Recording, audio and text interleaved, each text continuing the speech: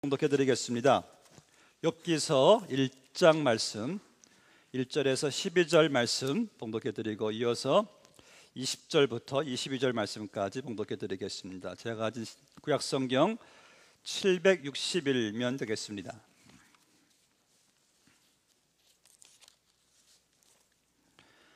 하나님의 말씀입니다. 우스 땅에 욥이라 불리는 사람이 있었는데 그 사람은 온전하고 정직하여 하나님을 경외하며 악에서 떠난 자더라. 그에게 아들 7과 딸 3이 태어나니라. 그의 소유물은 양이 7,000마리요 낙타가 3,000마리요 소가 500결이요 암나귀가 500마리이며 종도 많이 썼으니 이 사람은 동방 사람 중에 가장 훌륭한 자라. 그의 아들들이 자기 생일에 각각 자기의 집에서 잔치를 베풀고 그의 누이 3명도 청하여 함께 먹고 마시더라. 그들이 차례대로 잔치를 끝내면 욥이 그들을 불러다가 성결하게 하되 아침에 일어나서 그들의 명수대로 번제를 드렸으니 이는 욥이 말하기를 혹시 내 아들들이 죄를 범하여 마음으로 하나님을 욕되게 하였을까 함이라. 욥의 행위가 항상 이러하였더라. 하루는 하나님의 아들들이 와서 여호와 앞에 섰고 사탄도 그들 가운데에 온지라. 여호와께서 사탄에게 이르시되 내가 어디서 왔느냐? 사탄이 여호와께 대답하여 이르되 땅을 두루 돌아 여기저기 다녀왔나이다. 여호와께서 사탄에게 이르시되 내가 내 종 욥을 주의하여 보았느냐? 그와 같이 온전하고 정직하여 하나님의 경외하며 악에서 떠난 자는 세상에 없느니라. 사탄이 여호와께 대답하여 이르되 욥이 어찌 까닭 없이 하나님을 경외하리이까? 주께서 그와 그의 집과 그의 모든 소유물을 울타리로 두르심 때문이 아니니까? 주께서 그의 손으로 하는 바를 복되게 하사 그의 소유물이 땅에 넘치게 하셨음이니이다. 이제 주의 손을 펴서 그의 모든 소유물을 치소서. 그리하시면 틀림없이 주를 향하여 욕하지 않겠나이까? 여호와께서 사탄에게 이르시되 내가 그의 소유물을 다 네 손에 맡기노라. 다만 그의 몸에는 네 손을 대지 말지니라. 사탄이 곧 여호와 앞에서 물러가니라. 이어서 20절 말씀부터 읽겠습니다. 욥이 일어나 겉옷을 찢고 머리털을 밀고 땅에 엎드려 예배하며 이르되 내가 모태에서 알몸으로 나왔은즉 또한 알몸이 그리로 돌아가올지라. 주신 이도 여호와시요 거두신 이도 여호와시오리. 여호와 이름이 찬송을 받으실지니이다 하고 이 모든 일에 욥이 범죄하지 아니하고 하나님을 향하여 원망하지 아니하니라. 아멘.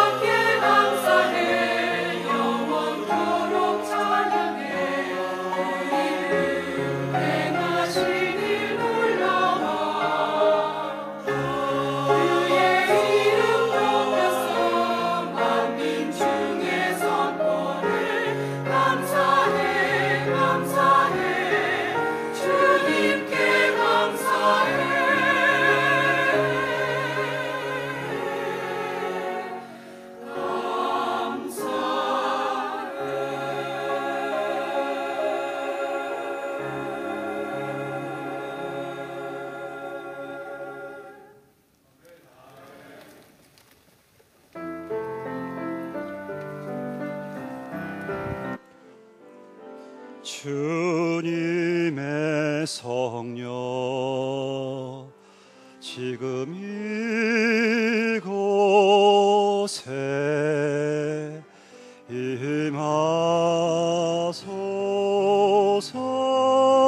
임하소서 임하소서 주님의 말씀 지금 이곳에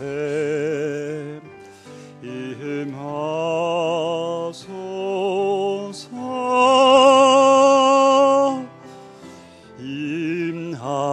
임하소서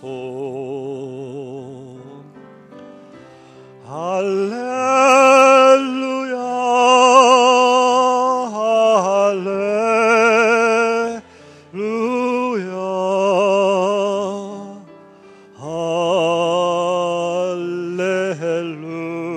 할렐루야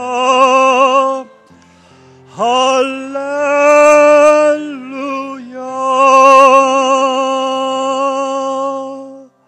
아멘. 여러분도 느끼시는지 모르겠지만 저는 예배드리면서 하나님이 이렇게 함께 하심을 이렇게 느낍니다. 참 이 찬양 내용과 장로님의 기도 내용과 말씀 내용이 너무 이렇게 조화를 이루어갈 때 참 이 삼박자가 너무 딱 떨어지니까 야 정말 저 하나님께서 이렇게 역사하시는구나라는 이렇게 경험을 하게 돼서 하나님께 참 감사를 마음으로 또 드렸습니다. 우리는 이제 금년 계속 여러분 말씀 묵상하시면서 특별히 10월달 여러분들이 지금 욥기서를 가지고 묵상하고 계시는 줄로 압니다. 지금 오늘이 아마 8장 순서가 되는데요. 이 욥기서를 여러분 묵상하실 때 참 욥기서의 내용들이 너무나 아름다운 문학 이 시적인 내용들로 참 이렇게 우리에게 다가오는데 그래서 세계 문학인들도 참 욥기서를 상당히 아주 귀하게 값어치 있게 본다고들 합니다. 근데 욥기서를 여러분들이 읽어 가실 때 가장 중요한 것이 이 1장이에요. 1장을 여러분들이 모르시면은 욥기서 전체를 좀 헤맬 수가 있기 때문에 오늘 욥기서 1장 말씀을 통해서 하나님이 욥이란 자를 어떻게 하나님이 인정하셨는가, 또 욥을 어떻게 하나님께서 다루어 가셨는가, 그 욥을 통해서 여러분들 하나님께서 어떻게 인정하시고 우리를 어떻게 다루어 가시는가를 몇 가지 교훈을 얻고자 합니다. 먼저 우리 믿는 사람들은요 아주 복된 사람들이에요. 본문의 말씀의 1절을 보시면은 욥이란 자를 하나님이 어떻게 소개하고 있습니까? 온전하고 정직하여 하나님을 경외하며 악에서 떠난 자더라. 예, 아주 상당히 욥의 인격이 아주 특출하죠. 하나님도 8절에 보니까 사탄에게 하나님 이렇게 욥을 인정하세요. 네가 내 종 욥을 보았느냐? 그처럼 온전하고 정직하고 악에서 떠난 자는 세상에 없다라고 하나님 이렇게 인정하실 정도였어요. 또 욥이란 자는 2절에 보니까 그에게 아들 7과 딸 3이 태어나니라. 10남매를 두었어요. 이 고대 군동사에서는 자녀를 많이 갖는 것이 참 존귀한 또 이 복이 여겨졌거든요. 근데 10남매를 또 가지고 있었으니 참 욥이 얼마나 다복한 삶을 살았는가.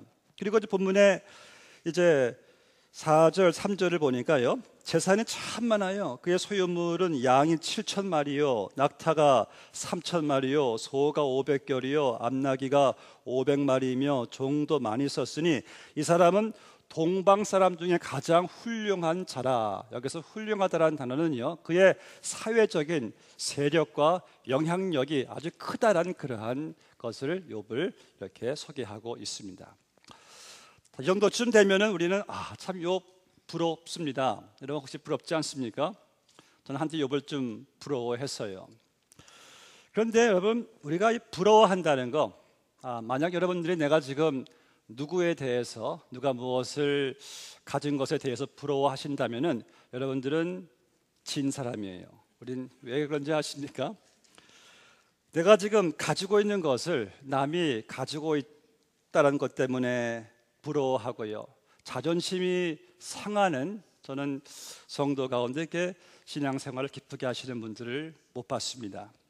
내가 누구에 대해서 누가 무엇을 가지고 있는 것에 대해서 부러워하기 시작하면은요 그때부터 이 악순환이 찾아와요. 뭐 우울증 같은 것도 찾아오고요. 삶이 부정적이 되고요. 그저 신세 한탄만 하면서 이렇게 인생을 살게 될 수가 있습니다.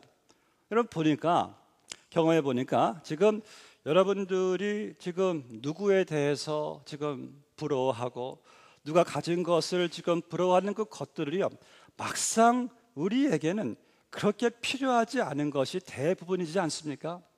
또 나는 없고 남이 가지고 있는 것들을, 즉 부러워하는 것들은 절대 우리에게 행복을 줄 수 없다는 사실을 우리는 뒤늦게 알게 되는 것을 보게 되지 않습니까? 그래서 우리가 내가 없는 거, 남이 가지고 있는 것에 부러워하고 스스로 자책하거나 여러분 자존심 상하거나 낙담하지 않게 되기를 바랍니다. 우리 믿는 사람들은 부러워할 필요가 없는 그러한 존재예요. 본문에서 하나님은 욥을 인격적으로, 도덕적으로, 사회적으로, 물질적으로 아주 훌륭한 자로 만들어 주셨어요. 그런데 저는 욥을 부러워하지 않습니다. 왜요? 욥이란 자가 나와 엄청난 차이가 나는, 근접할 수 없는 그러한 자니까 아예 포기한다, 그게 아니에요. 여러분, 우리는 욥을 부러워할 필요가 없는 것이, 우리는 이미 큰 복을 지금 받아 누리는 자들이십니다. 하나님이 주시는 그 모든 신령한 복을 받은 자들이에요. 에베소서 1장 3절에 보니까 찬송하리로다 하나님 곧 우리 주 예수 그리스도의 아버지께서 그리스도 안에서 하늘에 속한 모든 신령한 복을 우리에게 주시되, 하나님께서는 예수 그리스도 십자가를 통해서 여러분들을 욥보다도 더 의롭게 우리를 만들어 주셨습니다. 놀라운 일이죠. 그래서 그리스도께서 행하신 것, 그분이 순종하신 것, 그분이 십자가에서 그 우리를 위해서 구속하신 그 모든 그 사역들이 하나님께서 믿음으로 말미암아 여러분의 것이 되게 해 주신 것입니다. 그래서 우리는 예수 그리스도로 의로 옷 입은 자가 되었기 때문에 우리가 그리스도 안에서 얻게 된 이 의가 욥의 의에 뭐 비교가 되겠습니까? 그래서 욥이 아무리 그 의로움이 크다 한들 그리스도의 의로움으로 옷 입은 의로움만큼은 크지 않습니다. 오늘 저 여러분들은 그리스도 안에서 이렇게 이롭게 주시는 하나님의 은혜로 말미암아 주의 은혜의 보좌 앞에 이렇게 나오게 된 것이고요. 하나님께서는 그리스도의 십자가와 부활을 통해서 우리를 의롭게 하심으로 하나님 나라의 그 많은 복을 이미 다 우리에게 하나님이 주셨어요. 그래서 여러분들은 은혜 가운데 평강과 기쁨을 누리면 되는 겁니다. 또 우리가 기도하면 하나님 또 우리에게 필요한 것들도 다 공급해 주시는 것이에요. 저는 하나님이 나의 목자가 되어 주셔가지고 얼마나 참 제 인생이 풍성한지 몰라요. 여러분, 우리 마음속에 다 욕망이 있는데 이 욕망은 아무리 채워도 채워지지 않는 우리는 욕망을 다 가지고 있지 않습니까? 그런데 그 내 마음에 하나님으로 채워졌을 때에 얼마나 참 정말 여호와 나의 목자시니 내가 부족함이 없다는 고백이 안 나올 수가 없지 않습니까? 또 우리 하나님 우리 인생의 목자가 되어 주시니까 우리는 더 이상 이제 방황에 대한 염려가 없습니다. 나를 인도하시는 분이 계시는데 나는 더 이상 이제 내일 미래를 두려워하지 않습니다. 나를 인도해 주시기 때문에. 우리가 세상적인 복으로 간주하면은 욥의 많은 소유가, 그의 풍족한 재산이 부럽겠지만은 오늘 본문에 보시면은 그런 것들이 하루아침에 그냥 사라져 버리는 것을 볼 때에 야, 정말 재물이란 것은 이렇게 험한 것이구나라는 것을 실감하게 됩니다. 그래서 여러분, 진정한 복이란 물질적인 것이 아니라 바로 만복의 근원이신 하나님을 여러분들이 믿고 그분을 섬기는 것인 줄로 믿습니다. 여러분, 우리가 세상에서 소유하고 있는 것 중에 가장 큰 소유가 무엇일까요? 가장 큰 이 복된 소유는 무엇일까? 우주와도 바꿀 수 없는 그 소유, 영원한 소유, 완전한 소유, 그 어떤 것으로도 나를 만족해 할 수 없는 나의 영혼과 나의 마음을 만족해 하는 그 소유는 과연 무엇일까? 저는 예수 그리스도라고 믿습니다. 예수 그리스도와의 그 신부된 관계, 예수 그리스도와의 그 양된 관계, 또 백성된 관계, 이러한 관계를 소유한 자들이야말로 정말 부유한 자인 줄로 믿습니다. 근데 아직도 여러분들 혹시 자꾸 이 복을 눈에 보이는 뭐 부와 성공과 건강으로 생각하지는 않습니까? 근데 사실 여러분 기억하셔야 돼요. 바로 하나님이 예수 안에서 주시는 복은 그런 복이 아니라 영원한 것이고 완전한 것이에요. 우리 신자가 받고 누리는 복이란 것은요, 죄인이 완전한 죄사함을 받고 의인이 되고 하나님과 화평을 누리고 하나님의 완전한 통치 가운데 평안과 안식을 누리는 것이, 이게 가장 큰 복이에요. 이보다 더 큰 복은 없습니다. 그래서 여러분은 세상에서 가장 큰 복을 이미 받은 가장 복된 자가 되기 때문에 우리 이제 앞으로 더 이상 누구에 대해서, 누가 가진 것 가지고 여러분 부러워하지 마세요. 왜 그렇게 항상 질 필요가 없습니다. 우리는 이미 너무나 복을 받은 가장 복된 자이기 때문에 저는 그래서 누구도 부러워하지 않습니다. 또 우리 세상에서 사는 동안에 세상에서 먹고 마시는 것 때문에 또 여러분 염려하지 마세요. 하나님께서는 마땅히 우리에게 필요한 것들을 다 허락해 주시는 분이시에요. 그래서 하나님은 우리를 절대 굶기지 않으십니다. 저를 봐도 알아, 참 놀라워요. 너희가 왜 무엇을 먹을까, 무엇을 마실까, 입을까 염려하느냐? 이건 다 이방인들이 구하는 것이 아니냐? 그런데 우리가 자꾸 이 욕심이 채워지지 않는 것으로, 세상의 것을 더 가지지 못한 것으로 우리가 괴로워하지 마시고 이제 내게 하나님께서 허락하신 것으로 자족하시고 나아가서 내가 지금 예수 그리스도 안에서 받은 하늘의 그 신령한 복을 여러분 누린다는 사실 앞에서 우리가 늘 감사하시면서 살아가시기를 주의 이름으로 축원합니다. 욥이 복된 자이지만 우린 더 복된 자예요. 두 번째로 우리 신자들은요, 우린 어떤 자들인가? 여러분들은 죄와 싸우며 살아가는 자들입니다. 본 말씀 보시면은 욥이 얼마나 참 성결함을 중요시했고 그것을 유지하기 위해서 모든 노력을 다한 것을 보게 돼요. 욥은 자기가 하나님께로부터 받은 복에서 안주하지 않았습니다. 자기의 부를 축적하고 누리는 일에 매달리지 않았어요. 욥에 있어서요, 가장 우선적이고 중심적인 것은 무엇이었는가? 바로 성결함이었습니다. 욥은 성결했다고 성경 말씀하고 있어요. 본문을 보니까 욥이 악에서 떠난 자라고 소개했는데, 그런 욥이 얼마나 그의 삶 속에서 이 holiness, 거룩함, 성결함을 중요시했느냐의 한 예를 보는데, 본문의 4절부터 보니까 욥은 늘상 자기만이 아니라 자기의 가족, 자녀들까지의 성결을 신경 쓴 것을 보게 돼요. 그의 아들들이 자기 생일에 각각 자기의 집에서 잔치를 베풀고 그의 누이 3명도 청하여 함께 먹고 마시더라. 잔치의 모습인데 이런 말을 누가 또 묵상하면 이런 말씀하시더라고요. 욥의 자녀들 방종하네요. 사치만 이렇게 잔치만 벌이는데, 그것은 그게 아닙니다.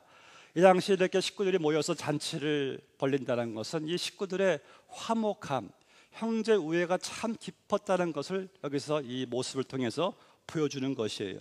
그래서 여러분, 부모에게 있어서 가장 큰 기쁨이 무엇이겠습니까? 형제 자녀들이 화목할 때, 형제 우애가 두터울 때 부모는 기뻐해요. 그런데 욥은 자기의 자녀들이 그저 화목한 것에 안심하지 않았어요.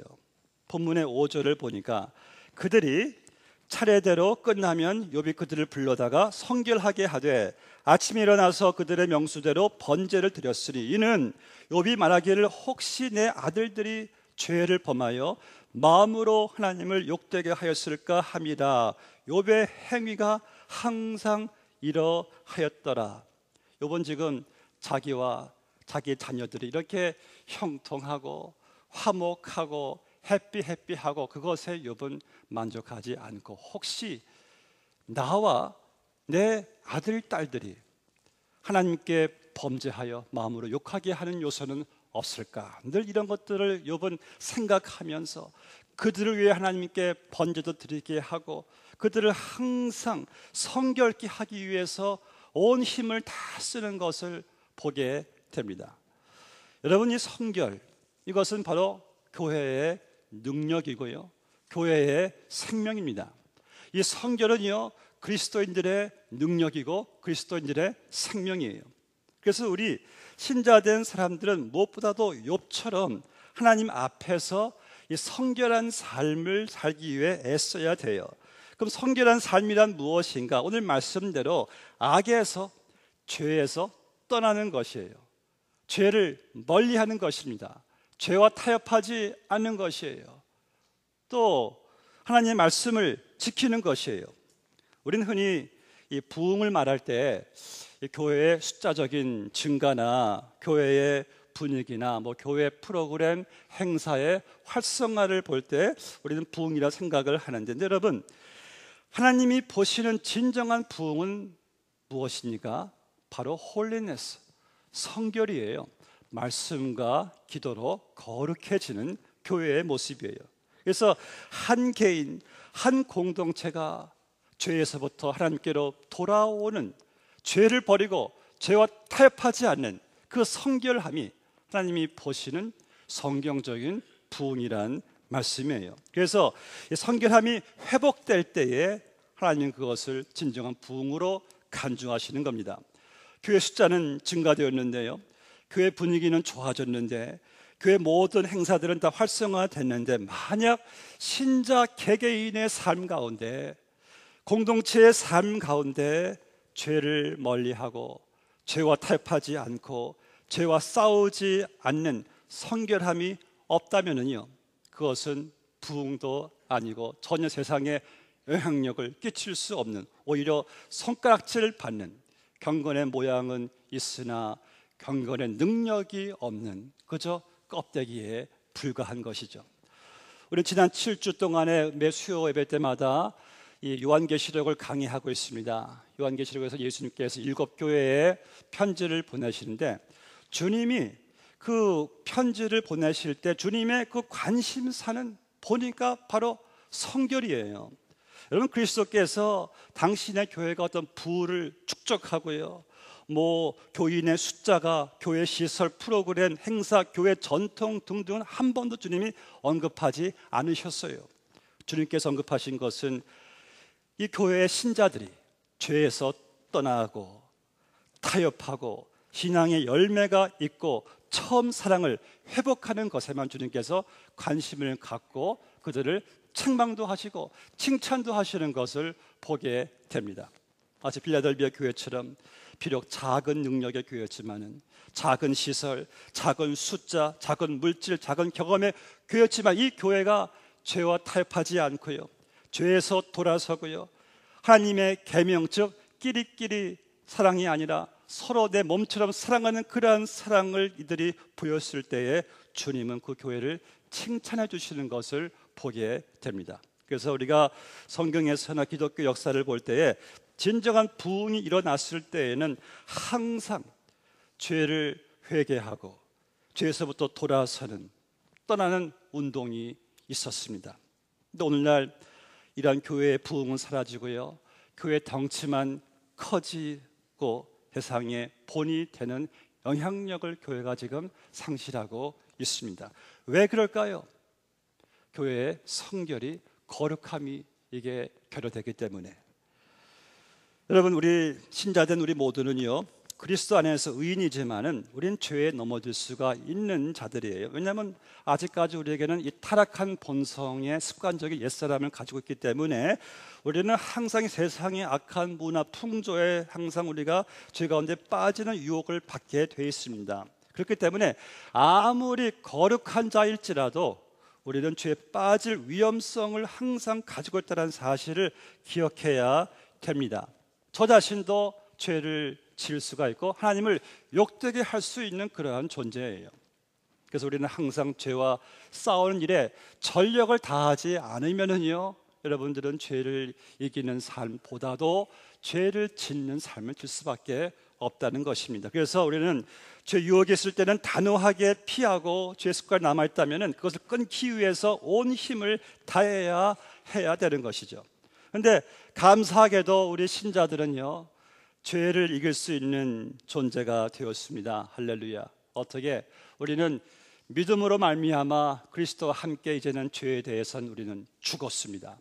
또 믿음으로 말미암아 우리는 주님과 함께 의에 대하여 다시 살아났어요. 그래서 더 이상 죄는 우리를 다스리지 못하고 우리를 정죄하지 못하게 되었어요. 그래서 여러분들은 날마다 예수님 안에서 변화된 내 신분을 확신하면서 우리는 성령님을 의지하는 가운데 죄의 유혹을 이기며 살아가야 되는 것이에요. 혹시 여러분 가운데 예수 안에서 죄를 이길 수 있는 자가 되었음에도 불구하고 여전히 스스로를 나는 죄에 대해서는 무능하고 연약한 자로 여기면서 죄를 쉽게 허용하고 있지는 않는지 모르겠습니다. 본문의 5절 말씀 보니까 욥이 혹시 나와 내 자녀들이 죄를 범하여 마음으로 하나님을 욕되게 한 것이 있을까? 그런 늘 자기 자신을 살폈어요. 자기 식구들을 늘 살폈어요. 혹시 나와 내 자녀들이 죄를 범하여 하나님을 욕되게 하는 것은 없을까? 우리도 마찬가지죠. 우리 자신들을 늘 살펴야 됩니다. 내가 교회 안에서, 가정 안에서 내 말과 행동이 하나님께 죄를 범하는 것은 있지 않는가? 내 비즈니스 안에서 내 수단과 방법이 하나님을 욕되게 하는 것은 있지 않을까? 나의 취미 활동이 하나님을 욕되게 하는 것은 있지 않을까? 사람들이 보지 않는 가운데 나만이 알고 있는 그 삶 속에서 내가 하나님을 욕되게 하고 있지는 않을까를 우리가 점검하면서 살아가야 한다는 말씀이에요. 하나님께서는 그러한 신자를 기뻐하십니다. 또 그런 신자들로 하여금 복을 더 충만히 누리게 해주시는 것을 보게 됩니다. 오늘날 많은 사람들이 행복은 추구해요. 형통한 복은 추구하는데 너무나 성결을 추구하는 것이 너무나 약하다 보니까 우리의 삶 가운데 여러분 능력이 없어요. 교회에 능력이 없는 것을 보게 됩니다. 그래서 이런 말이 있죠. Holiness is better than happiness. 여러분 진정한 이 happiness 행복은요 거룩의 열매예요. 그런데 거룩보다도 행복만 추구하다 보니까 우리의 삶에 경건의 모양은 있는데 경건의 능력이 없는 모습을 보는 것을 우리가 알게 되죠. 그래서 여러분들 우리의 가장 우선시해야 되는 것이요 내가 거룩하니 너희도 거룩하라. 하나님께서 기뻐하시는 것은 바로 거룩입니다. 그래서 우리는 신자는 무엇입니까? 죄와 싸우는 자들이죠. 죄를 떠나는 그런 자들이죠. 성결한 삶이 우리 교회에 여러분 가운데 충만하게 되시기를 주의 이름으로 축원합니다. 마지막으로 이 신자는요 시험과 고난도 받는 자들이에요. 여러분 만약 우리의 신자의 삶 속에서 고난이 없었다면 시험이 없다면 얼마나 좋을까요? 여러분 만약 우리가 고난과 시험이 없기 때문에 하나님을 제가 사모합니다. 더 하나님께 가까이 나아갑니다. 하나님을 의지합니다. 그렇게 될까요? 저는 그런 분들 한 분도 못 봤어요. 저를 봐도 알 수가 있습니다. 우리가 고난과 시험이 없으면은 제가 개런티하건대 절대 하나님을 가까이 하고 의지할 분은 저는 한 번도 보지를 못했습니다. 만약 우리가 한 번도 고난을 받지 않았다면은 분명한 저의 지금의 모습은 상당히 지금 교만한 모습이 여기 서 있었을 거예요. 하루는 옥스퍼드 대학생이 옥스퍼드 석자 교사인 C.S. 루이스에게 이렇게 질문했습니다. 교수님, 왜 신은 이 인간에게 고난을 허락하십니까? C.S. 루이스가 한 말이 이 사람아, 인간이 가뜩이나 교만한데 고난마저 없으면 인간은 교만 덩어리 자체가 되지 않겠는가? 그래서 우리가 신명기 8장을 보면 하나님께서 내가 너희를 40년 이스라엘 광야 백성을 너희들을 이끌어 간 것은 바로 너희를 낮추게 하려 함이라. 하나님은요 우리를 겸손케 하시는 분이세요. 왜요? 하나님은 겸손한 자에게 은혜를 베푸시기 때문에. 그래서 이 고난이 없으면은 삶의 고통이 없으면 우리를 하나님께서 겸손케 하시는 그런 좀 방법이 없는 것 같아요. 근데 오늘 본문 말씀 보면은 욥은 교만했다는 모습은 전혀 보이지 않습니다.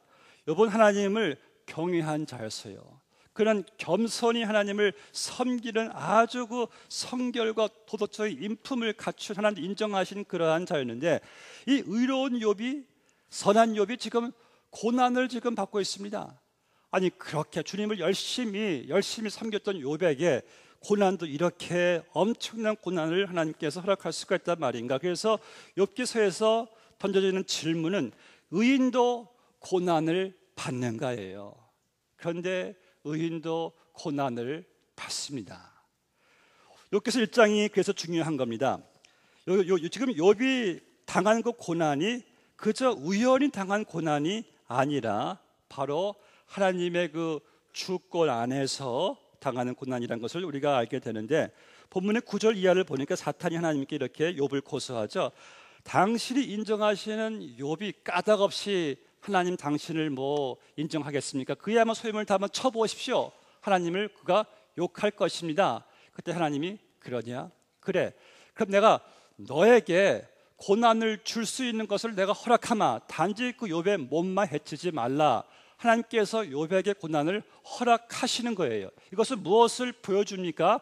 욥이 받은 고난이란 것은 우연히 온 것이 아니라 다 하나님의 이 플랜 가운데, 하나님의 섭리 주권 가운데 욥을 잘 되게 하시려고 욥에게 하나님께서 고난을 허락하셨다는 말씀이에요. 그래서 욥기의 주제는 고난이라고 하기보다는 하나님의 주권이에요.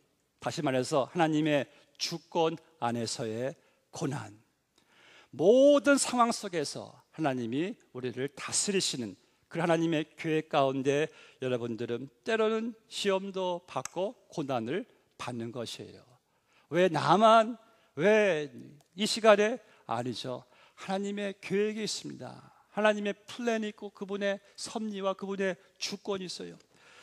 본문의 13절부터 보니까 욥에게 어떤 고난이 밀려왔습니까? 하루는 욥의 자녀들이 집에서 먹고 있는데, 식사하고 있는데 종이 욥에게 달려와서 스바 사람이 갑자기 쳐들어와서 소 500결이, 암나귀 500마리를 다 빼앗아 가고 종들을 칼로 다 죽이고 저만 이렇게 살아왔습니다. 아직 말하고 있을 때 또 종이 또 달려와요.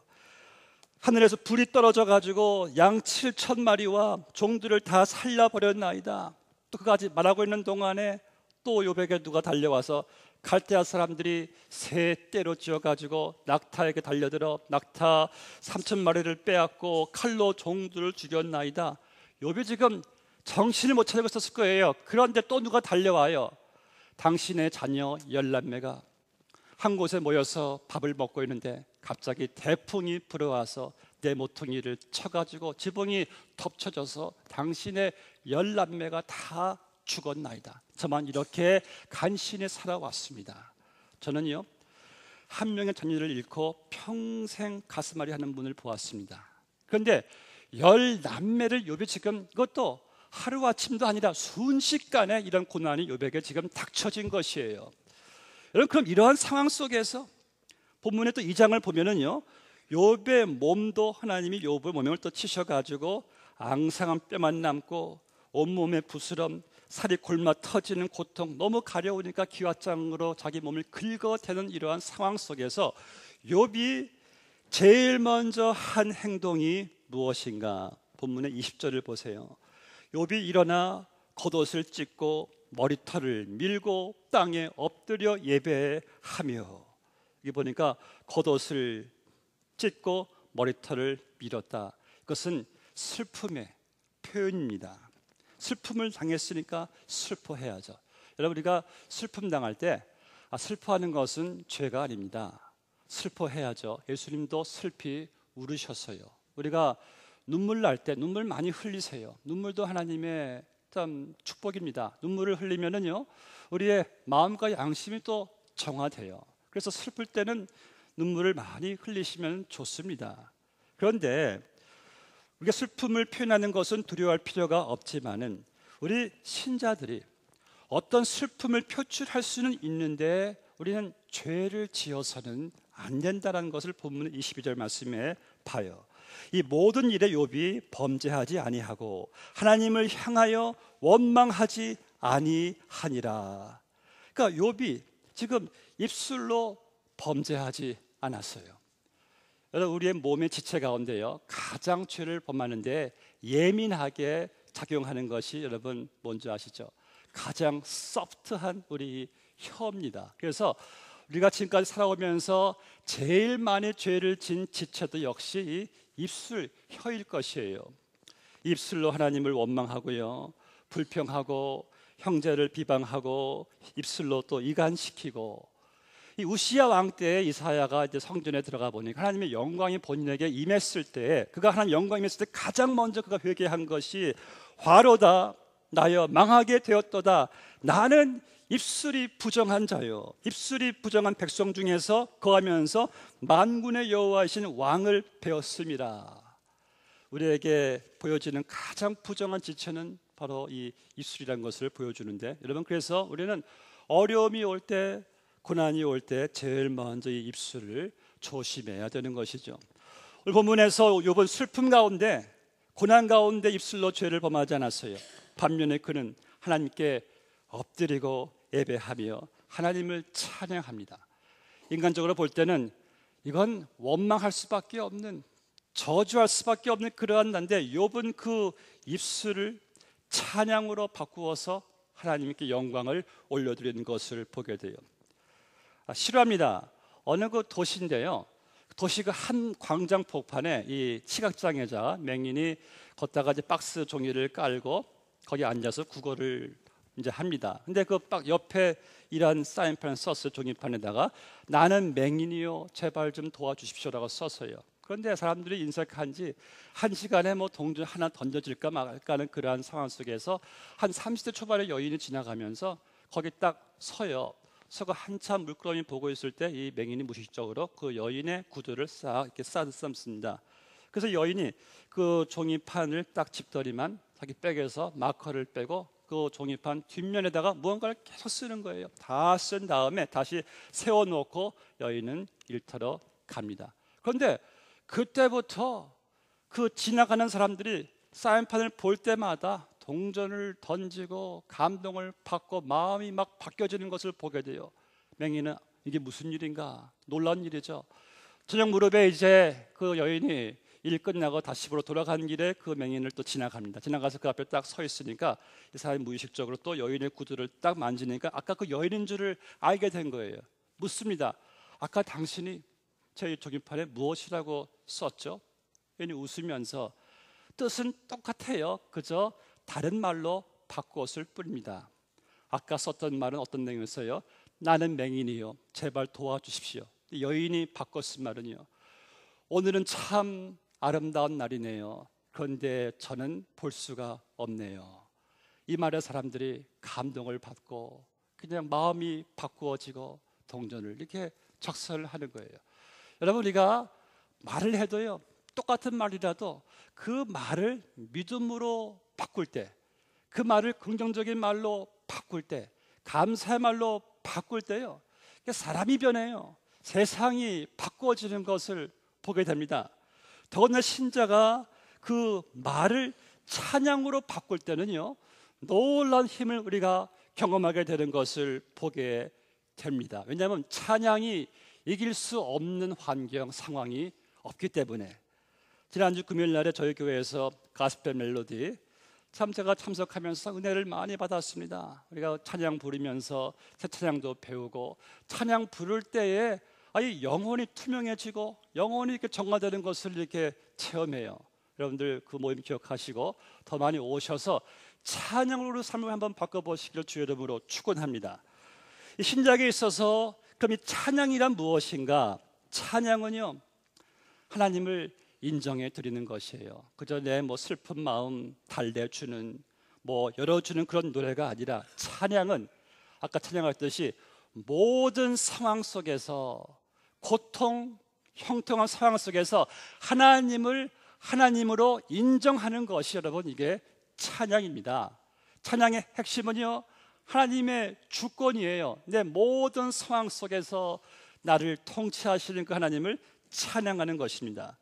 제가 성경의 인물들이나 찬송가 작사들을 볼 때 제가 보니까 진정한 찬양의 능력과 의미는 언제 알게 되는가? 보니까 고난 속에서 알게 되더라고요. 야, 찬양은요, 고난 속에 더 빛을 발하는 그러한 힘을 가지고 있습니다. 욥기를 보세요. 욥기 한 찬양 내용 보시면 21절에서 내가 모태에서 알몸으로 나왔사온즉 또한 알몸이 그리로 돌아가 올지라 주신 이도 여호와시요 거두신 이도 여호와이시오니 여호와의 이름이 찬송을 받으실지리다. 생각해 보니까 어떻게 이렇게 맨정신 이런 말을 할 수가 있겠는가 이해가 안 돼요. 욥이 지금 처한 상황이 어떤 상황이었습니까? 그런데 여러분 한번 곰곰이 생각해 보세요. 욥이 하나님의 주권을 인정하니까 우리가 알몸으로 나왔으니까 알몸으로 돌아가는 것이 여러분 당연하지 않습니까? 또 하나님께서 내게 모든 것을 주셨으니까 그분이 거두어 가실 권리도 그분이 갖고 있지 않습니까?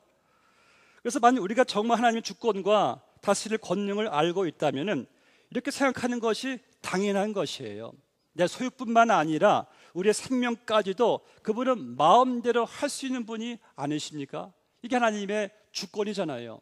또 우리는 하나님이 우리와 함께 하실 때라고 생각할 때는 항상 일이 잘 풀려서 하나님 나와 함께 하셨어요. 이게 잘 됐어요. 그런데 하나님의 함께 하심은 형통함만이 아니라 우리에게 고난 가운데도 함께 하시는 분이세요. 왜냐하면 고난을 통과한 다음에 우리는 다 이런 말을 해요. 그랬었군요. 하나님 바로 이러한 값진 것을 알게 하시려고 이런 복을 주시려고 이 고통 허락하셨군요. 그때나 알게 되는 것을 보게 될 때에 하나님의 판단은 항상 퍼펙트합니다. 우리 판단은 왜 하필 이런 일이, 근데 그분의 판단은 우리 생각보다 훨씬 높기 때문에 그분의 선하신 교회 가운데 우리에게 때로는 고난도 하나님께서 허락하신다는 말씀이에요. 말씀 맺겠습니다. 지난 해 6월 23일 금요일 날짜도 생생하게 기억합니다. 저희가 25주년 결혼주년을 다 마치고 하나님께서 25년 동안 우리 가정과 함께 하신 것이 얼마나 감사한지 어떤 복을 주실까. 하나님께서 놀라운 복을 하나님이 우리에게 예비하셨습니다. 24일 날 제가 계속 기다렸던 것은 금요일 날 5시에 전화를 준대요. 이제 제 신장이 혹이 이게 자기가 볼 때는 암 같은데 그 확률이 지금 한 80%인데 연락해 주겠다고. 저는 그때 안 믿었습니다. 워낙 제가 너무 건강했었기 때문에 설사 암이었겠는가 간단한 무슨 물혹 같은 것이겠지 했는데 전화가 왔어요. 전화를 딱 받았을 때 간호사가 곧바로 하는 말이 빨리 수술 날짜 잡겠습니다. 빨리 수술하셔야 됩니다. 그 말은 수술이 필요한 것은 이 신장의 그 혹이 암이란 것이죠. 그때 알겠습니다. 잡아주시죠. 전화를 딱 끊고 났는데 저는 제 인생 처음으로 평생 그렇게 큰 고난의 밤은 제게는 처음이었어요. 그 고난의 밤이 아주 그 무게가 막중하더라고요. 슬픔도 좀 이렇게 복받쳐 오르고 목도 메이고 가슴도 메이고 말은 일단 안 나와요. 그 순간 속에서 내가 어떤 말을 먼저 해야 될 것인가 딱 떠오르는 인물이 욥이에요. 나보다 몇십 배 더 고난받은 욥은 하나님의 주권을 인정했습니다. 저도 하나님 주권을 인정하는 또 전파하는 제가 종인데 똑같이 따라해야죠. 가슴은 슬프지만은 눈물도 조금 나오지만은 저도 그 상황 속에서 그냥 하나님께 엎드렸어요. 제 첫 마디, 하나님이요, 지난 40년 넘도록 저를 이렇게 건강 주셔가지고 한 번도 병원 가지 않게 하시고 이렇게 건강하게 살아왔습니다. 하나님 감사합니다. 그런데 하나님, 제게 이렇게 축복의 혹을 주셔서 또한 감사합니다. 건강을 주시니도 하나님이시요 거둬 가시는 분도 하나님이시니 오직 하나님께 모든 영광과 찬송을 올려드립니다 하고 찬양을 드리는데, 제가 전에 참 경험하기 힘들었던 하늘의 이 평안이 그냥 제 온몸을 그냥 휘어 감싸는데요. 붕붕 떠있는 그러한 경험 속에서 하나님, 이제 축복의 혹을 통해서 하나님께서 이루실 일을 내가 바라보고 손을 들어 찬양합니다. 이렇게 선포했어요. 여러분, 저는 이제 수술이 끝나고 1년 3개월이 지났습니다. 지금이 더 그때보다 더 저는 몸이 가뿐하고 더 에너지도 더 많고 너무 건강해요. 그런데 이 건강도 역시 또 지나가는 것이 아니겠습니까? 그러니까 제가 받은 복은요, 지금의 건강 회복이 아니에요. 제가 받은 복은 수술 전보다도 더 지금 하나님을 의지하고 있다는 사실, 수술 전보다도 더 마음의 감사가 넘친다는 사실, 수술 전보다도 예수님과의 관계 속에서 그분을 더 내가 교제한다는 사실, 수술 전보다도 천국이 그 소망이 더 넘친다는 사실, 수술 전보다도 이 예배와 말씀, 기도, 찬양이 얼마나 가치 있다는 사실을 깨닫다는 이 사실. 그래서 우리에게 있어서 이보다 더한 복이 여러분 어디 있겠습니까? 그래서 이 고난이란 것은 하나님의 축복입니다. 하나님의 주권이고 하나님의 섭리예요. 사랑하는 성도 여러분, 우리가 고난당할 때, 어려운 일이 밀려올 때 하나님을 원망하지 마세요. 오히려 하나님께 찬양을 올려드리시고 어떤 상황 속에서도 절대 입술로 범죄하지 마십시오. 왜냐하면 모든 일이 다 그분의 주권과 섭리 안에 있기 때문에 우리가 가장 힘써야 될 것은, 이렇게 복을 받은 우리가 앞으로 해야 될 것이 무엇인가? 성결한 삶. 여러분, 더 여기에 우리가 더 힘쓰시기를 주의 이름으로 축원합니다. 같이 기도하시겠습니다. 아버지 하나님, 감사합니다. 하나님의 주권 가운데 우리를 구원하시고 하나님의 자녀로 삼아 주시고 우리를 여기까지 하나님의 신실하심으로 인도해 주셔서 감사합니다. 하나님이 우리를 다스리시고 통치하시니 오늘도 저희들 모든 상황 속에서 하나님이 우리에게 베푸셨고 또 이루어 가실 일을 저희들 바라보며 하나님께 영광과 찬송을 올려드리오며 예수님의 이름으로 기도하옵나이다. 아멘.